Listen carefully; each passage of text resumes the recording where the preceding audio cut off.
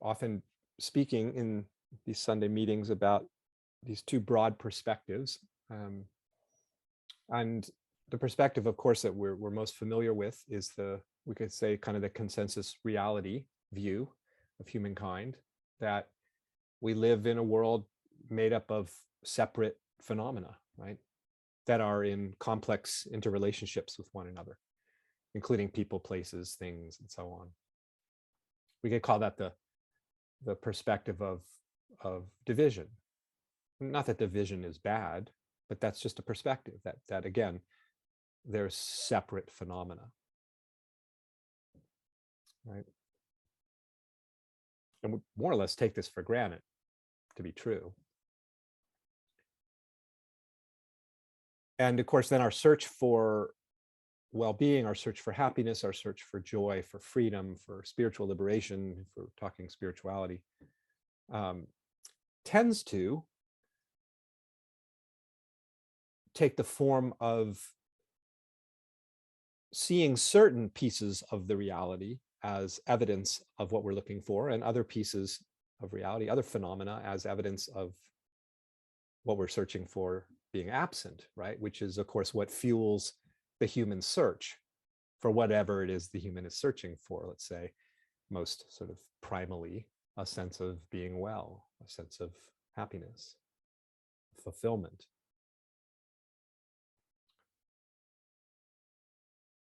I think it's fair to say that humans are deeply seeking contentment and peace, being at ease, kind of equanimity, feeling at home in their own experience in their life. It's very interesting, though, that despite that human yearning, deep yearning for a sense of being at peace, and the experience that so many seem to have of not feeling at peace, feeling a sense of unrest and agitation, even if in subtle ways, looking for something else, again, comes out of that perspective that what we're searching for is present in certain states, certain phenomena, and absent in others, right? But there is this other view, and it is the view that I am emphasizing in these conversations on Sunday and in my writings. And that is the view of, we could say, the singularity, the view of indivisibility, the view that there is one thing, one whole, that is manifesting, appearing, shining forth, emanating as all these apparently separate pieces and parts. So there's one reality.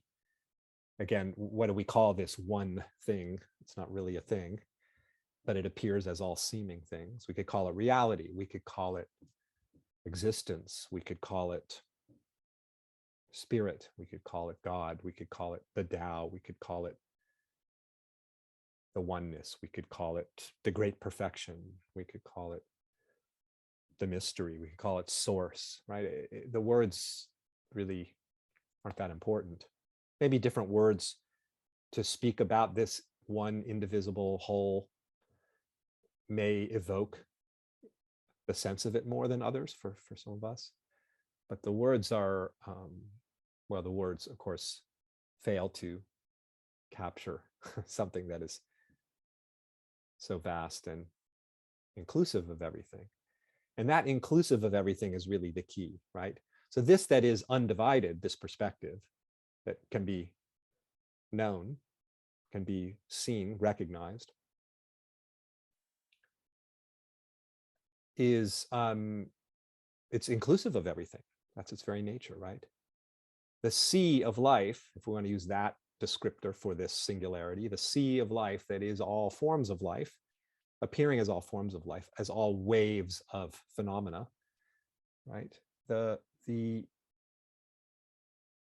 waves of phenomena are never apart. They're never separate from, they're always rooted in and indivisible from, inseparable from their basis, the sea out of which they are constantly seemingly emerging, right?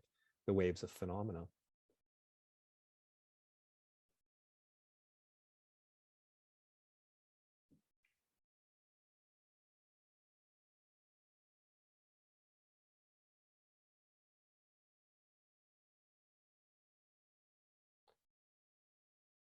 from the perspective of the seeming individuals we often feel ourselves or imagine ourselves to be, that are in a relationship with the world and with all the phenomena that make up the world, seemingly, and our effort to sort of organize these phenomena in some way that's going to secure what it is we're searching for, let's say well-being. That perspective is basically in a place of either grasping after, searching for, or resisting or trying to push away those phenomena that, again, we define as the absence of what we're looking for, right? From the perspective of the, it's kind of like if we're a wave of the sea, we're like looking for the waves that we like, the gentle waves, the harmonious waves, the waves that feel like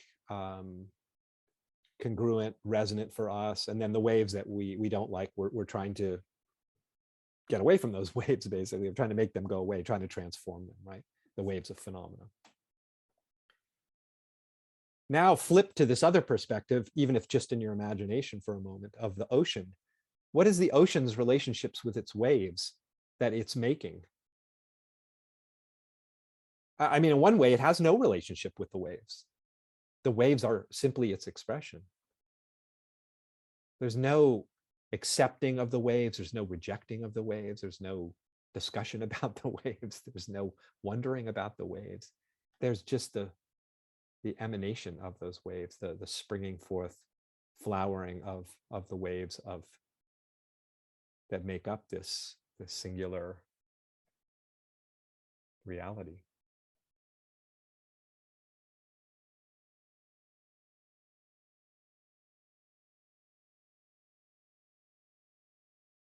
So just to bring home this other perspective in our direct experience, it is actually our direct experience right now, but we may not be noticing that. So to bring it home a little bit more palpably, a little bit more a sense of it, let's just spend a few moments together in a very simple, you could say, meditation. And it's really a meditation, sometimes called non-meditation meditation, because there isn't anything to do.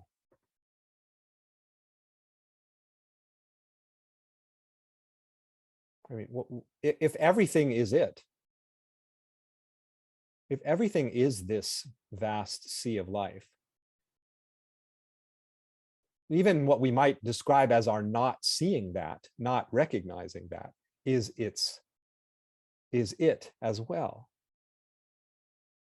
So what would it be like to just, for now, just completely relax any effort to arrive somewhere else? You can't arrive anywhere else anywhere. You've already arrived right here, we could say. This moment has arrived, isn't it?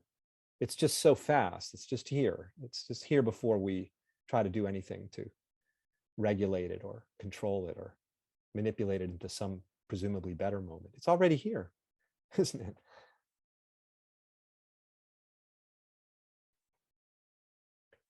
And so even if it's just an imagination, for this next little bit of time, just feel or imagine that everything that is arising in what we could call the field of our experience, thoughts, feelings, sensations, memories, visual images, little rumblings and sparklings of energy, so many things that are beyond language that are arising. Just allow all of it to be what it is, which is reality. All of it, all of it. From this perspective, there's no better or worse. Everything is an expression of life, isn't it?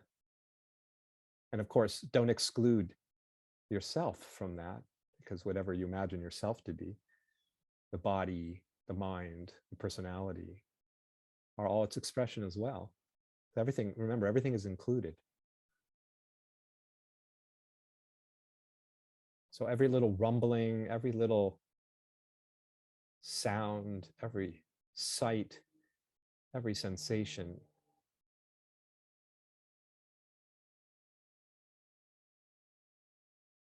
no matter how consciousness may be describing these arisings, these phenomena, doesn't matter how it's being described. Just feel the way in which it is it. Everything is its expression, the expression of this radiance. Everything is the shining forth, isn't it? Nothing's excluded. And because nothing's excluded, there's nowhere to go to find it. It is this. It is this moment and every moment, without condition. Even the moments of what we might say complete despair and confusion and heartbreak and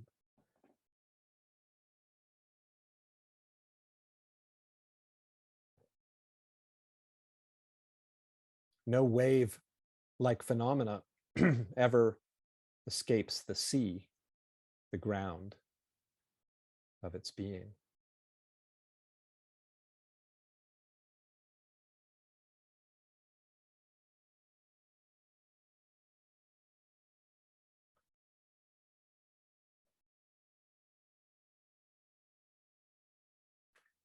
From this perspective, we can't do anything actually to grow any closer to being this, because we are this, we are its expression, and everything is its expression.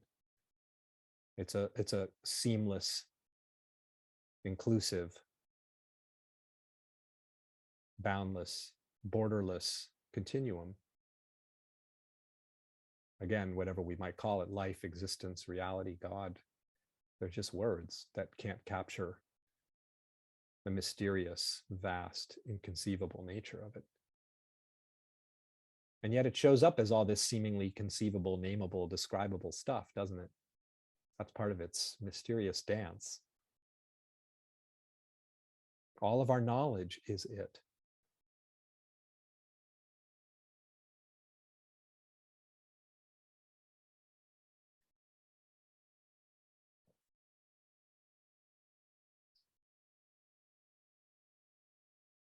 Feel the absolute great relaxation of that, the end of searching for something else, because anything that you find is it, and you're finding it right now as this moment. So what is there to search for?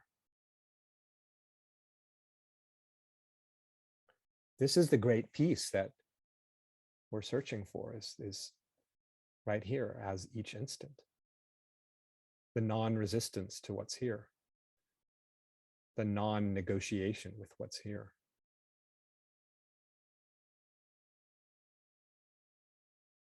Can you feel that there's just a complete relief of that, the ease of that?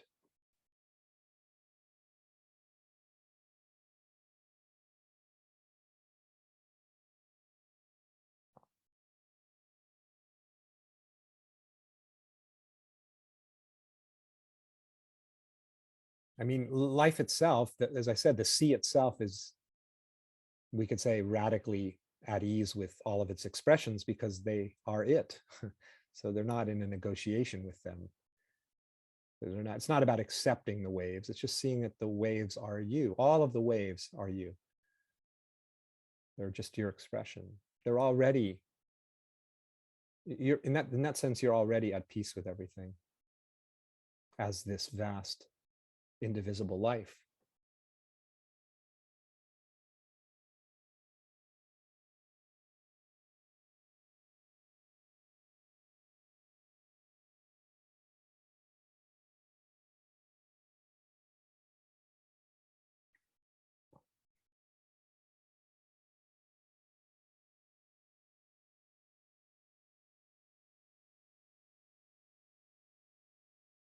Even if you find yourself sensing some amount of struggle, if that's there, or resistance or questioning, or let that be its expression, which of course it is too.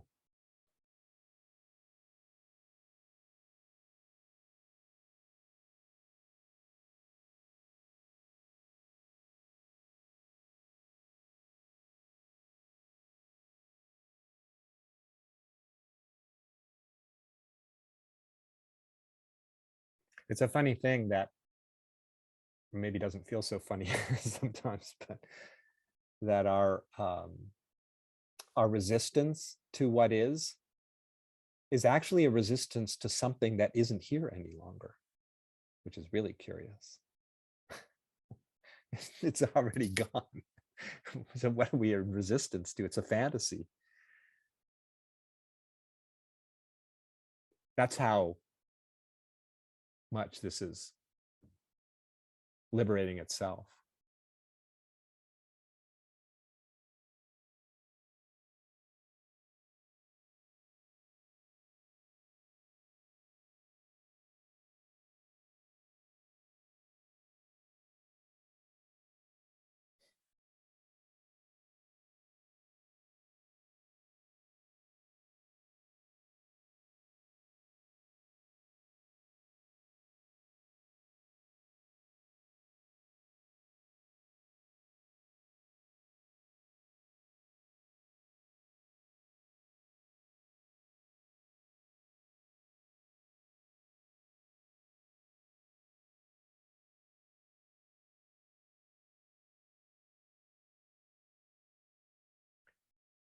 Life is the great master of this style, if you will, of meditation, because life is just being all of this effortlessly with no resistance, no problem.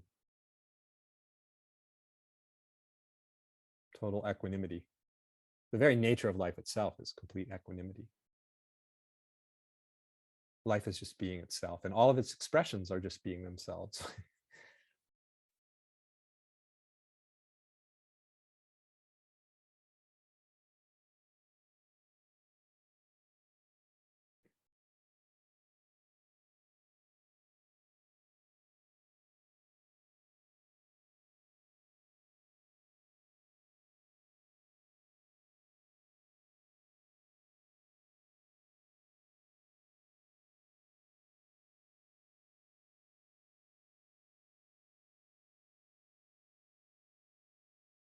I was speaking about this maybe a couple of weeks ago about this is in a certain way the end of hope, end of hoping for something better, something more whole, more complete, more it. Because what place does hope play in this when everything is it?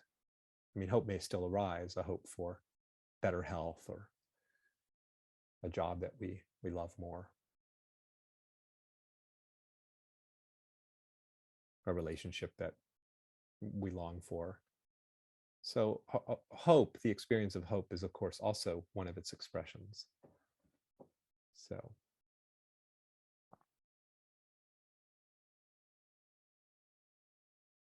but seeing that everything is it again brings this sense of,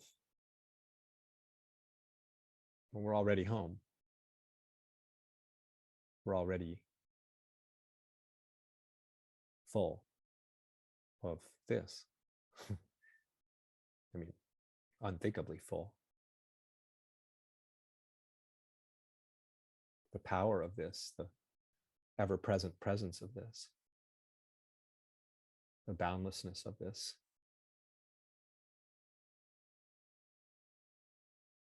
the bright clarity of this, the openness of this.